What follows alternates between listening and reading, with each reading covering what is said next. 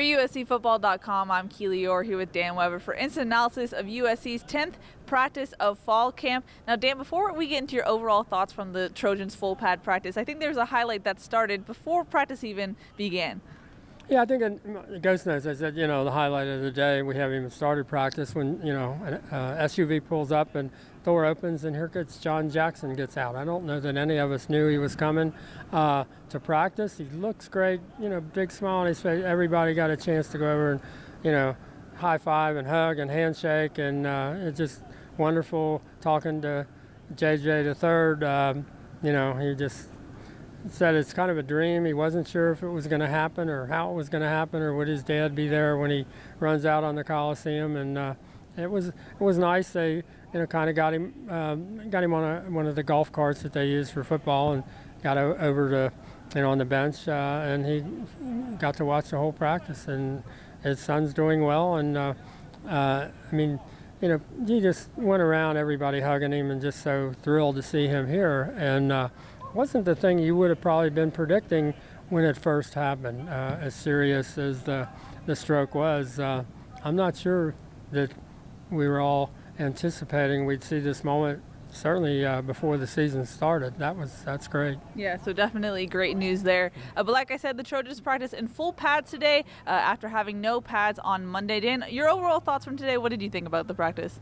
Well, they kind of, went at it. I think they're trying to get the run game down. So there's a lot of emphasis on 9-on-7.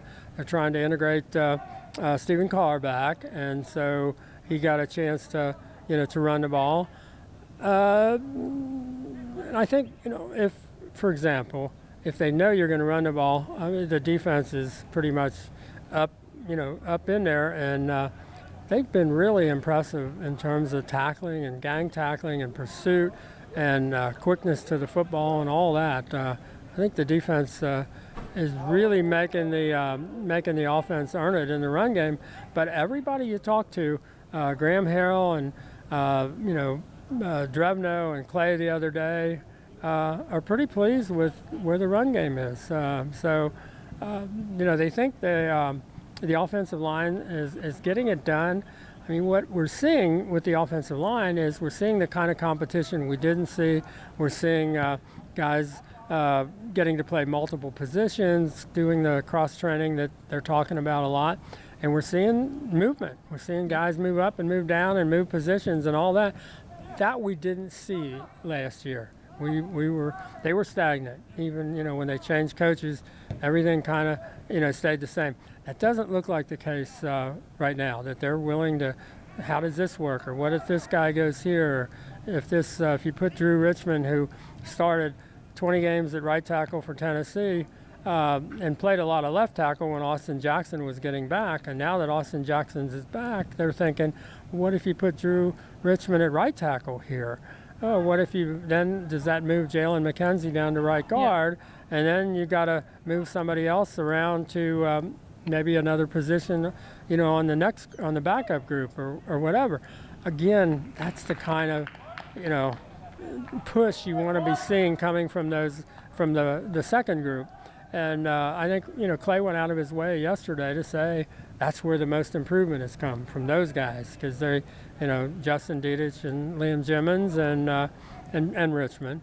And so it paid off for Richmond today a lot.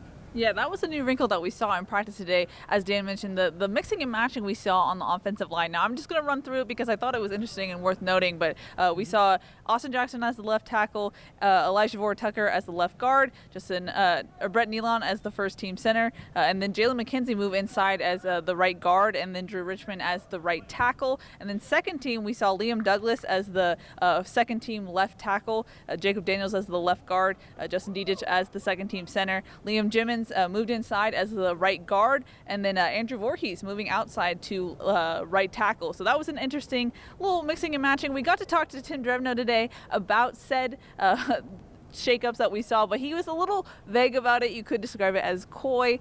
He just said it's just cross-training, didn't really want to go into it. Tim Drevno overall was a little bit short in his interview today. I think he just wants to get working on the field and not want to talk about it too much. But what did you take away from that? Yeah, I think he started out with, hey, it's just 10 practices, you know? Yeah. And then he said cross-training 2 or 3 times. I got him as he was heading out the door. And, you know, it's Tim kind of thinking, he's asked, for example, he said, well, they were asking me, do we have 8, 9, or 10? I said, I don't know. And we got that, you know, I don't know. So he really wasn't going to be completely definitive about what's going on.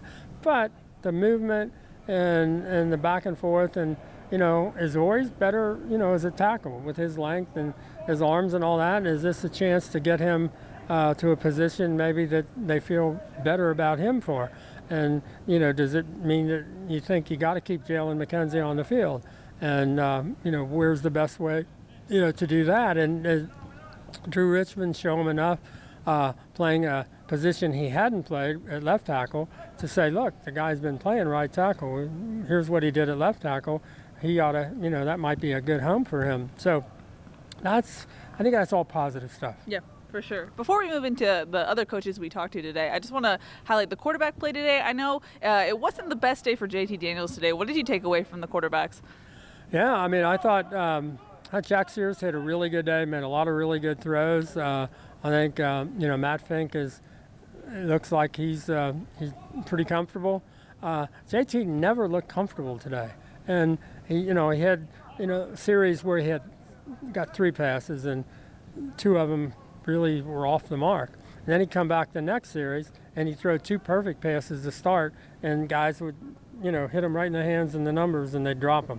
Yeah. So at the end, you know, he got him going at the end, and he got a touchdown. I guess it was Drake London on a really nice cut, and so it finished up decently. But it might have been, I would guess, it was certainly his least impressive performance of this fall, and maybe close to, you know, of all the times he's been quarterback. It just didn't click for JT today. But I don't think that was the big focus today's practice. It was, you know, much more, you know, team stuff, and the defense is I thought playing really, really, really well, but they're taking advantage. If they ever get a, you know, one-on-one again, we've said this a bunch of times on Vilas. Vilas is going to burn you, and he's he's going to catch the ball this year.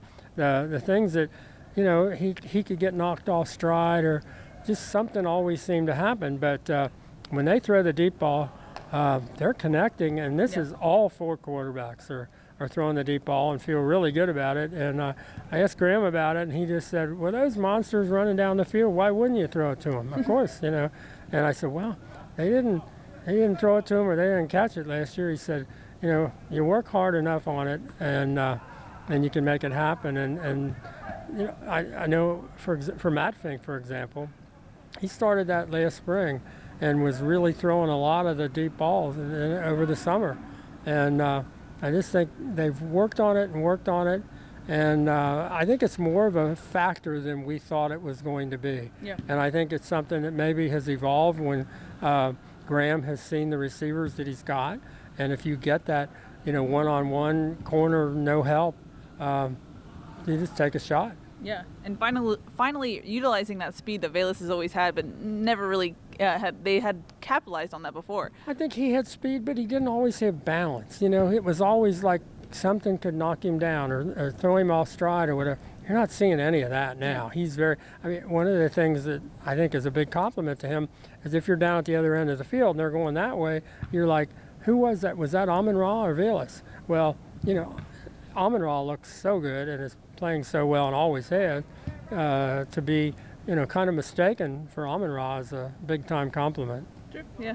But as I mentioned, we got to talk to coaches today, offensive coaches, for the first time since Tuesday. So we got to hear their reactions to Saturday's scrimmage after looking at the film. I know you talked to Graham Harrell and Tim Drevno. Dan, what were their takeaways from the overall gameplay? Well, I mean, we talked mostly with Graham about how they feel about the run game. Yep. He feels good about the run game. He thought, you know, they're doing a good job. Said he really likes what he's seeing from Step. He likes what the offensive line's doing. He said he didn't get any sense of real qualms there. He just thought that they've been, you know, getting the job done, you know, in the run game. They haven't had Stephen Carr, haven't had Vavai, so for what they've got, he's pretty pleased, and I think Marquis Stepp is making them feel pretty good about things because he can, run the power stuff. He can catch it, and he can run. He's had some long runs where if he's got that seam, he will just keep running. He's not looking for a place to fall down. Mm-hmm. I know we've talked about it before, but in terms of the offensive line and how much push they get or something like that, how much can you take from practice, or how much do you have to trust the word of the coaches? I asked, for example, Justin Dietz, I said, are you guys going to have that kind of push and just get people? So I think the stuff we're doing in the weight room, I think it's really going to come to the fore. I think we're really going to be able to knock people off the line of scrimmage. I said, well, are we seeing that yet? And he said, well, I think some of the time, but that's the question. Can they get it from some of the time to most of the time, or all the time that you need them to do that? I don't know that we've seen that, but I do think we're seeing a defensive line that's playing really tough, Yep. quick, and aggressive, and they're not giving them anything. I mean, it's not like they're working on their pass rush or opening up any lanes for them. They're really and you get by that first level, and you're liable to get hit with three guys coming from three different directions. So they are they're making it tough on them. I think the more I think it's easy to say, oh, they're not having an easy time. I don't think you want them to have an easy time. I think you need them to be really, really challenged. But I think the development of the run game is going to determine a lot. If they can run it the way they look like they're going to be able to throw it, they can be pretty formidable. But that's going to be, I think, the thing we keep asking about. What about the run game? How's it going to be? What are you going to do in this situation or that situation? How are you going to get? I mean, the difference is when they're in short yardage and they're on goal line, they're just as likely to throw the ball because they are very comfortable throwing the ball in short yardage situations at the goal line. How that will affect how the other team is going to defend you. I mean, it's going to be hard to get into a goal line defense if you know this team is really comfortable throwing the ball at the goal line. Yeah. And the more they do it, and they do it a lot, the more comfortable it is. It's like a long handoff. So I think that's going to help the run game because I think you have to defend the pass at the goal line, which I think will help the run game. We haven't seen all that, how that plays out, but it's going to be interesting. I think one of the really interesting questions to be answered, how does Fresno choose to defend them? How does Stanford choose to defend them? What decisions do they make in terms of trying to defend a team that's got so many weapons at wide receiver? I mean, so many big, tall, athletic kids who can run. Yeah. I mean, the mismatches, you don't have people in your secondary that match up with 6 or 7 of these guys. Yep. That'll be the big interesting thing this season, especially towards the beginning. But as far as injuries go, Elijah Winston was still out with a boot. Something to watch for. I don't think that's coming along fast. He looks like he's pretty lumpy, so watch out for that. Brandon Peely and Vavai Malapei were rehabbing today. It looks like Vavai is a little bit closer than Brandon Peely is, so Clay Helton said that he expects both to come back this week. My reading kind of was the other. I was surprised. Really? I thought what Clay said about Vi, I think Brandon might be closer to coming back. Just watching, they really put him through the paces today, Sure. the rehab guys. I mean, they jumped and ran and did all the more they went, I think Brandon might be a little closer than Vi. Okay. But, again, we're watching them jump and stop and turn. And again, they do that right in front of us. So you kind of have a sense, but Brandon didn't look as far away as I thought he might be. Yeah. And Vi looked farther away than I think Clay indicated maybe he was. I don't know. So I was listening to when the trainer would ask Brandon Peely about his pain level and doing stuff, and Brandon kind of led on to a little bit more pain. Maybe Vi's not saying as much, but he looked a little bit quicker. I don't know. We can agree to disagree there. But Munir McClain was able to come out in full pads and do some warm-ups, do some stuff like that. He also did some rehabbing, so he's not full go yet, but at least some progress from that concussion protocol that he's on. And then a notable injury, Eccles. Hunter Eccles came out with a right foot injury. It looked like a foot ankle type injury. Not sure how bad it is, but he was taken out of play and seemed pretty frustrated about that. I think he finished up on the sidelines with the defense holding his shoe, but he wasn't on the trainer table or anything. He did go out but once. He ended up back with his guys, yeah. so it wasn't like they wrapped him in ice and had to take him off or anything. And he walked off. So I guess you never know for those things. And I guess Devin had he landed on the football and maybe got the wind knocked out of him, but he finished up also. Yeah, so just things to watch out for. Not necessarily serious, but just definitely things to watch out for. But Dan, any final thoughts before we wrap it up? I know we're not entirely sure about the pad schedule for this last week of full practices that we'll see, but what are you expecting? Yeah, I think that's the interesting question. What do they do tomorrow and Thursday, and how they build on this? They're allowed one more, full padded practice either Wednesday or Thursday. Will they take it or not? Because they know they got the big scrimmage on Saturday. Yeah. So not sure how they plan to get to Saturday, but that'll be the thing to watch for tomorrow or next day. And I'm sure many of the people on the P will be watching for that. Very true, very true. And like Dan mentioned, the fall showcase on Saturday is open to all fans. It's at the Coliseum. Starts at 2, I believe. You can get fans' autographs and watch the team play. So if you want to head out to the Coliseum on Saturday, make sure you do that. But that's going to wrap it up for day 10 of USC's practices. For Dan Weber, I'm Keely Eure. For more, check out uscfootball.com.